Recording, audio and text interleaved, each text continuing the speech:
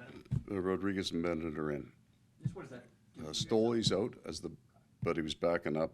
He's under the weather, so Evan Cormier will come in. And just looking at Benny and Erod, how much they changed the dynamic, obviously, with the points, but I mean, just what they do on the forward check and the physicality. I mean, aside from all the other things, the different look of speed to our lineup, they both skate very well. That's two of your top 9 guys, and we're slower in our game without them. And then looking at this series, obviously, there's always extra jump in this matchup, but Yeah. considering how the last game went, do you expect a certain... I don't know. Like Lightning God, it feels like a long time ago. And it was one of those nights that, and every team has, when everything we threw anywhere near the net went in, it was bouncing off people. I think both teams get ready to play. It seemed like it felt tight, and then it wasn't. And they didn't quit playing, and neither did we. But game was over early, so both teams kind of moved on. I don't feel that. I think the game, the context of it, saying we've lost our last one. And we got 4 days off coming after this one, so you'd like to win the game to go in a good mood and feel good. They're still in a fight, so we'll get their best. They beat a really good team with good speed. They showed good speed in their last game. They've added Duclair and Dumma, both guys. I think they look different in the way they transition the puck, the way they move through the neutral zone. So I don't feel a holdover. Maybe I'm just getting old and have a short memory. I don't feel it. Just for clarification, Bob's in that, right? Correct. Yeah, and then Oliver Ekman-Larsson's still in on the top pair there. I mean, Yep. how has he been this season as far as just coming back from everything he had? Yeah, he's been so good. And I'm going to paraphrase and use his words. Like, he had a whole block of time where he played hurt. And he brought those injuries into the summer. And so you're rehabbing, not training. And this was the first summer in a couple of years where he was no longer rehabbing an injury. He had healed it during the season, and then he got a summer of training. And I think we understand his intelligence, his ability to play both sides. He's got really strong puck skills, but there's an edge to his game that maybe you've got to see a guy every day, see him practice every day. But he's a competitive man in front of our net and in the corner, so we've appreciated that. What do you think about the dynamic between him and Forsling? What do you think works there? Well, I'm sure there's some community there as countrymen, and from a starting point, certainly a respect for each other. Both intelligent, both very good preparers for the game. So some guys are like the top flight kid. They throw on their gear and away they go, and other guys put quite a bit of time into it. They both quite a bit of time into their game, into their fitness levels. I think sometimes I've found, Chris, with that there's an expectation of excellence from certain players. The players that have had success over the course of their careers or have led or are then viewed by the hockey world as elite players. They seem to have that expectation when they step on the ice to be good each night. And both of them have been good for us. Like, the start of our year was difficult.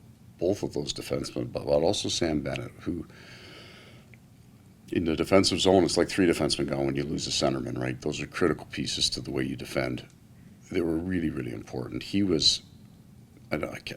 couldn't be a surprise. He's been a great player in his course of his career, Ekman-Larsson.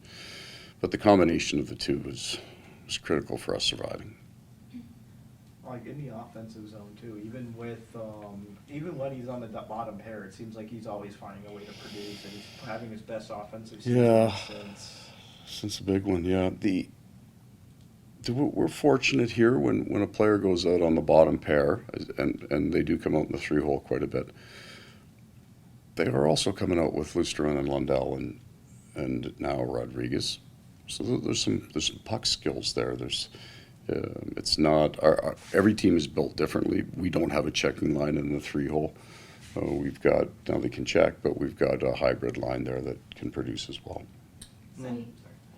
I have been in a couple conversations with Kyle out there at Skates today. What's it been like for you to have him come in and It's really nice. A veteran guy that wants to fit in, understands the team dynamic. We wanted to get him in some games, get him a little bit comfortable. I think we practice a little differently. There's just a lot of new for him here. So we were just discussing some of the new, that some quickness that can come back into his game, some physicality that can come back into his game. And then it was a lot of it, and I was talking to Vlad too, checking in on the new guys, see how the transition's going. I don't hang out in the room, but you can usually tell by their answers how comfortable they are, how many questions they have for you. Make yourself maybe a little bit available. I wouldn't have, if I'm having a conversation with a player on the ice, it's not serious. So I never, if I'm having a heavy one, it's always in the office. So anything there is usually just a drive-by, most times a joke, but I was just checking in on them. Is it easier this time of year too? Because usually throughout the year, maybe it's one or two guys, maybe a little isolated. Where now it's 4 or 5 guys. It's a little community now. Right? Yeah, I mean, it's a smaller group of new players, but you're always on. Sometimes if things aren't going well, it's almost a coach's job is easier because the problems are defined and they're easy to find. They're right in front of you. And then when things are going pretty good, had a couple games we didn't love in there, you're a little edgier because the problems aren't as obvious, right? Because there aren't really as many obvious, clear problems. We had a little bit of a rush defense problem there. I actually didn't feel that with Carolina, so there was something else in the game. So it's easier with the personnel. The players will take care of themselves now. Coach's job right now for our team is just to make sure that if we're not on our path, we're not so far off that we have to make a hard adjustment to get back to it. I think my favorite game so far of the year in terms of style was probably in New York. I thought we played in Detroit and in New York 2 weeks ago. Walked off the bench feeling right about our game. Then you lose one and you get a little edgier. One of the unique things about this matchup is the top 2 power plays in the NHL. Yeah. Both teams, I'm sure, are saying just stay out of the box. But Yeah. if it does come down to it, how much do you like this test for the penalty kill tonight, which has been so good all year? Yeah, both teams' power plays have changed some looks too. They don't show you the exact same thing. They've become harder to pre-scout as of we've scored goals differently recently. A bigger number than coming from Verhaeghe on that offside when it was all Sam Bennett for a while. Clearly the discipline. I think we're both looking for it tonight. I think we got in the box. Not critiquing officiating. We got in the box more than I thought we should have in the Carolina game, and we need to rectify that tonight. I think they've got so much at stake and on the line. They're heading out on a heavy trip out west. This will be an important game for them. I think they do everything they can to stay out of the box too.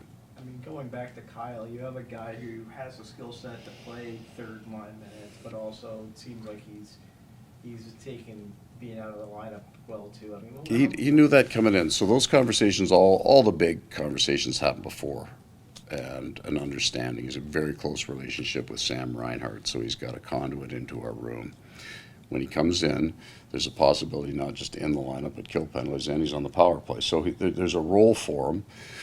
We have 2 players come back. I thought that Cousins, Lomberg, and Stenlund in Dallas were really good. They were the one line that was good for 3 periods, so I don't want to mess with that. Wasn't bragging about anybody's game other than Eetu Luostarinen was -3 in Carolina. I thought he was fantastic, so there you go. There's your stats for you.